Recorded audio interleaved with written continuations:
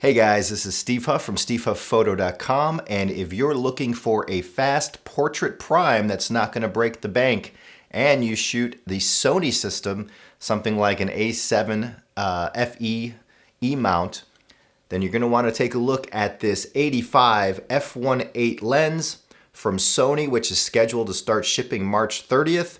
I just tested it. I just posted a full review over at SteveHuffPhoto.com for this guy.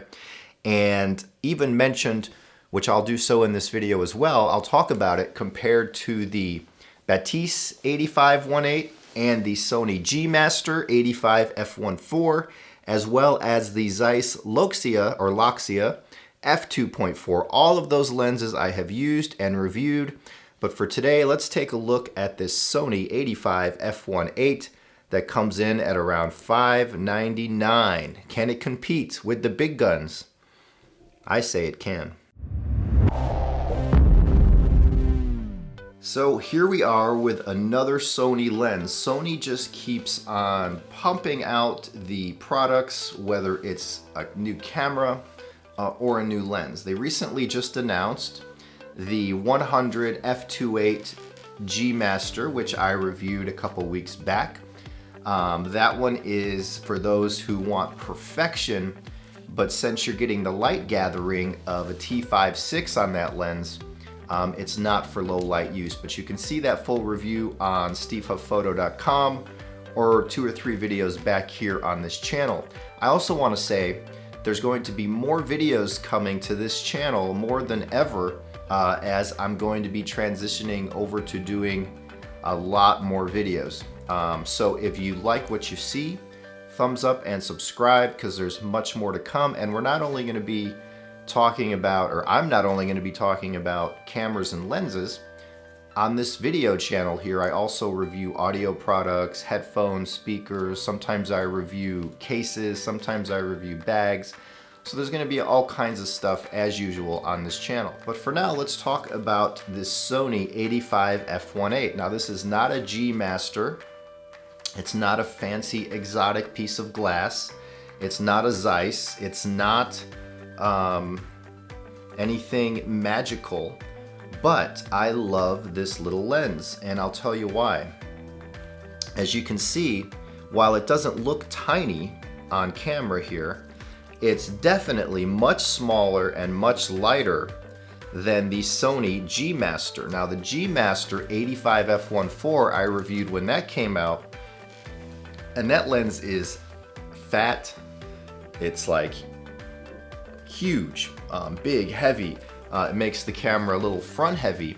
The Zeiss Batis, or Batis, however you would like to say it, that's an 85 f1.8. That comes in at $11.99. The G Master is like $17.99. This is $5.99.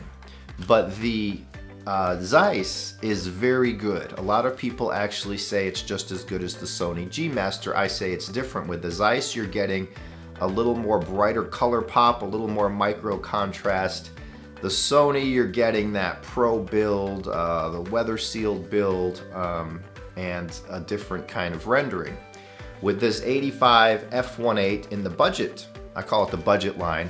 You know, like there's Canon. Canon has the 85L, the f1.2, and then they have the 85 f1.8. And over the years, there's been debate. You have the camp that have always said the 85 1.8 is just as good as the L, and those are the people who don't really care for the 1.2 shallow depth of field look that the L version gives you. So a lot of people buy the 85 1.8 standard Canon lens, which comes in at much cheaper than the L version. We have a similar thing going on here. You have the 85 G Master that comes in at $1,800, this guy at $600, and I'm here to tell you that if you don't need the f1.4 aperture, if you don't need the pro build and weather sealing, if you don't want that last 10% of performance with the G Master, you're mainly getting amazing color reproduction, sharpness at any aperture, and a smooth, shallow depth of field bokeh effect. With this lens, you're getting good color, not pro level color, but very good color. This thing is sharp, even wide open. As you can see, At stevehufpphoto.com, I put up some 100% crops when wide open and a little bit stopped down. So this guy is sharp. It's not lacking in any way. It doesn't have the biting contrast of the Zeiss or the Sony G Master, but it has pretty decent contrast, and if you want to up it in post-processing, you can do that without any issue. What I like about this lens, as I said, is the size is the smallest. It's probably the lightest. The Zeiss is pretty light, but this is very light and small for an 85 f1.8. And I also like the bouquet of this lens. Now for me, I don't always like perfection in my bouquet. I like character, because character, when you have character in your images, that helps to make it stand out from other people's images. So I like to hunt out lenses that give a unique rendering. When I was shooting this lens, the out of focus backgrounds, the bouquet or bokeh, however you'd like to say it, is kind of interesting. For me, it has maybe 20-30% classic character and 70% modern day characteristics.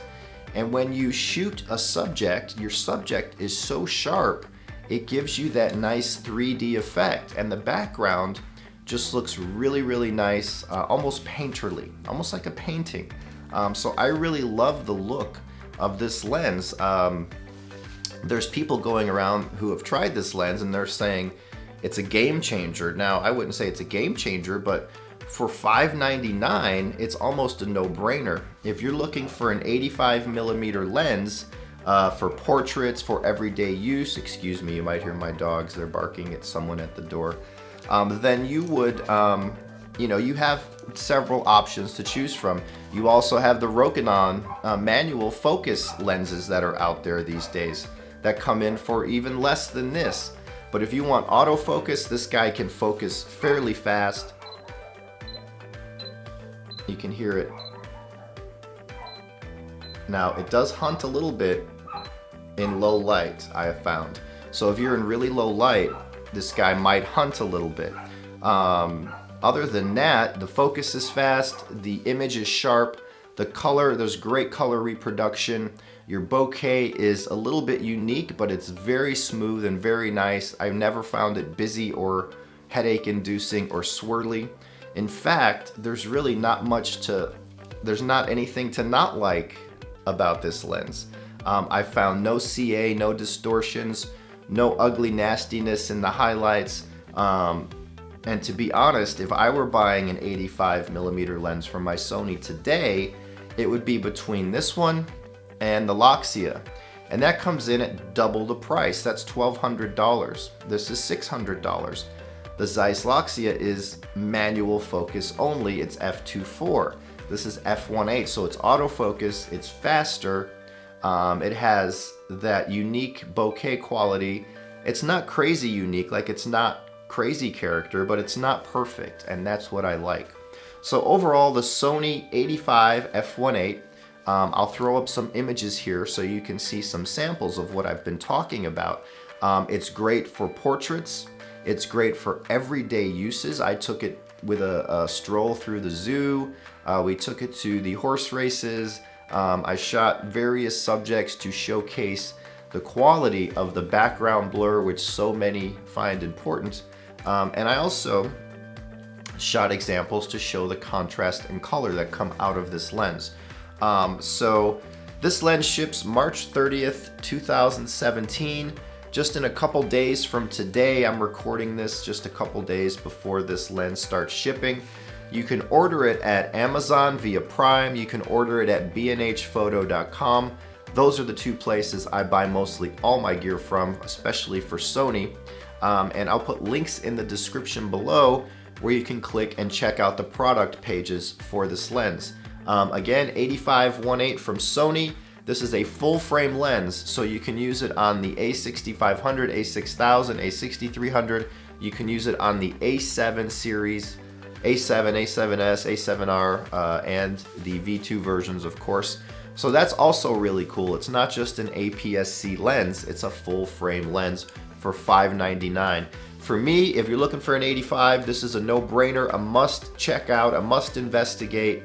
Take a look at this guy, because for you, just like for me, it may be a better solution than those top dollar big gun lenses.